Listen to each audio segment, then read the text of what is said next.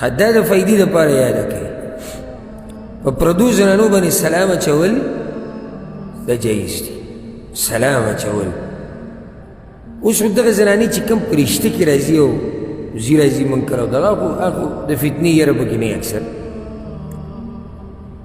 هم یو حال کې د فتنې یره کیدی شي چې اوس ته چې به چا سلام اچې هغه هم پیغله جنۍ او ته ځوان هلکې لکه مثال کې د تره لور شوه او د ماما لور شوه او تا ته پته دی چې د سلام نه فتنه جوړېږي بیا به سلام نه اچي ځکه چې هر هغه لار چې تا غلط ځي ته رسي هغه لار به په ځان باندې بندوي ولا ویده وګوره وی دغه نه یې منع وکړه د سلام نه چې په خوله م سلام مه اچوه او دا د شریعت مسله ده بیانوي درته دا د شریعت مسله ده چې پردۍ زنانه پردۍ کې هغې هر قسمه زنانې هغې سلام اچول جایز دي چې شرط دا دی چې کله تی فتنه نه جوړېږي او چې فتنه تی جوړېږي نو بیا به سلام په یو بل نه اچوي د دین هم فتنه جوړېږي او په دې بعضو خبرو باندې موږ په زور سترګې پټې کړي دي یعنې د زنانه د اواز هم سړی ګډوډ کوي خصوصا چې هلک زلمی هلکي او بیا چې واده مادی نه او بیا په دې دور کې د فیسبوک او د ټویټر او د ټیک ټاک په دور کې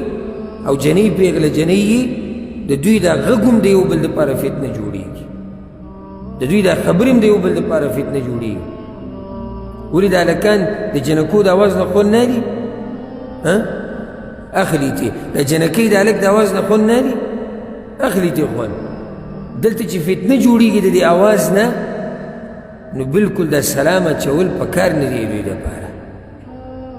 او چې فتنې یره پکې نه نو بیا په پردۍ زنانه باندې هم سلام اچولی شي او هغه زنانه چې ته محارمو کې نه په هغې سلام اچولی شي لکه دلیل پې دا دی حدیث کې راځي د اسماء بنت یزید رضی الله عنها روایت ته امام ابو داود امام ترمذي راوړی چې پیغمبر صلی الله علیه وسلم یو پیر تیر شو وعصبة من النساء قعود او د زنانو یو ټولګی ناسو فالوى بيده بالتسلیم نو پیغمبر صلی الله علیه وسلم لاس باندې اشاره وکړه او په هغوی سلام واچو دا دلیل د جواز دی دغه شان حدیث د ام هانی رضی الله عنها وایي چې زه د پیغمبر صلی الله علیه وسلم خواله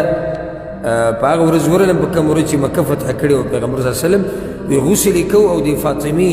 رضی الله عنها هغې ورته کپړه نیولې وه پټ کړی و د خپل پلار وی ما پې سلام واچو فسلمت علیه ما پې سلام واچو وی چې من هذه وی ما ورته چې ام هانی دا ام هانی د پیغمبر صلی الله علیه وسلم څه ده تره لوري ده بارک الله فیک د ابو طالب لوري ده د علي رضی الله عنه خور ده نو د تره لور په هغه زنانو کې ده چې هغې سره نکاح کي نو پیغمبر صلی الله علیه وسلم باندې سلام واچو پیغمبر صلی الله علیه وسلم هغې ته په خیر وي دا په صحیح بخاري صحیح مسلم کې دا حدیث ده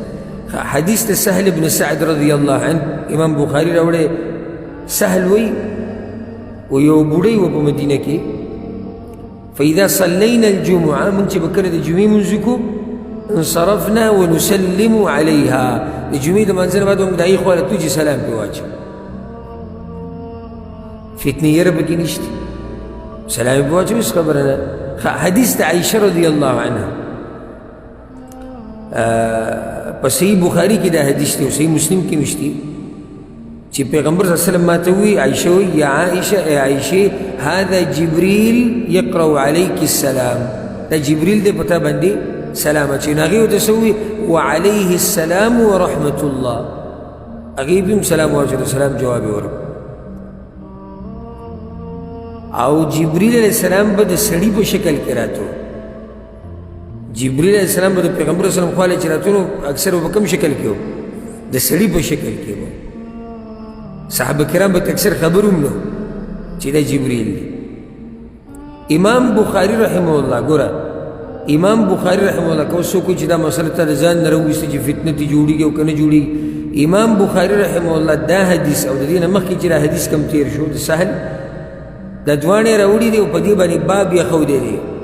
عنوان څه دی باب تسلیم الرجال على النساء والنساء على الرجال باب په بیان د دې مسله کې چې سړی په ښځه سلام اچوي او ښځه په سړي اچوي امام ابن حجر رحمه الله په شرح کې څه وایي والمراد بجوازه او د امام بخاری مطلب دا دی چې دا جایز دی الا چې کله فتنه نه جوړي. د امام ابن حجر خبره د امام بخاری باب دی جا تړلی مسله موږ نه درویستو. نو دا د شریعت مسله ده چې فتنه تی جوړیږي سلام بنا چی، فتنه تی نه جوړیږي بیا سلام اچولی شي. والله اعلم. خبره لږ اوږده شوه خو دې ته څه دې ته ضرورت و. زموږ په معاشره کې دا مسله یعنې څه ووایم چې دې له ولې دا خلک اهتمام نه ورکوي او د شریعت په هر کار کې په هر حکم کې حکمت خیر پکې فایدې پکې د شرعي پرده په دې کې لویه فایده ده. او چې چا شرعي پرده باندې عمل نه دی کړی نو راشه ډېر درته پکې وښیم چې هغوی ته څه څه مسلې په کورونو کې جوړې شوي دي.